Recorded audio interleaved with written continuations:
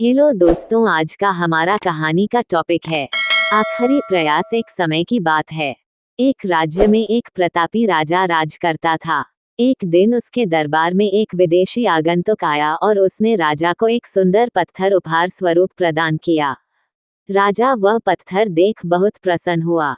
उसने उस पत्थर से भगवान विष्णु की प्रतिमा का निर्माण कर उसे राज्य के मंदिर में स्थापित करने का निर्णय लिया और प्रतिमा निर्माण का कार्य राज्य के महामंत्री को सौंप दिया।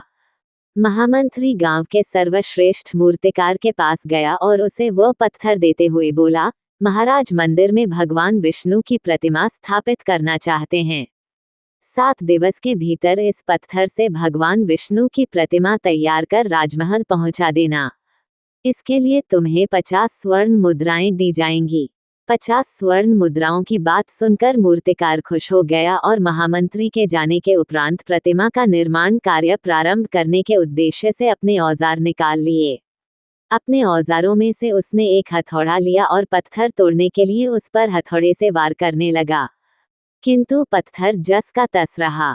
मूर्तिकार ने हथौड़े के कई वार पत्थर पर किए, किंतु पत्थर नहीं टूटा। 50 बार प्रयास करने के उपरांत मूर्तिकार ने अंतिम बार प्रयास करने के उद्देश्य से हथौड़ा उठाया, किंतु ये सोचकर हथौड़े पर प्रहार करने के पूर्व ही उसने हाथ खींच लिया कि जब 50 बार वार करने से पत्थर नहीं टूटा, तो अब क्या टूटेगा। वह पत्थर लेकर वापस महामंत्री के पास गया और उसे यह कह वापस कर आया कि इस पत्थर को तोड़ना नामुमकिन है, इसलिए इससे भगवान विष्णु की प्रतिमा नहीं बन सकती।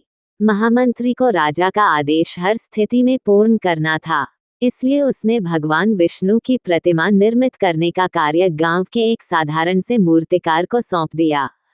पत्थर लेकर मूर्तिकार ने महामंत्री के सामने ही उस पर हथौड़े से प्रहार किया और वह पत्थर एक बार में ही टूट गया। पत्थर टूटने के बाद मूर्तिकार प्रतिमा बनाने में जुट गया।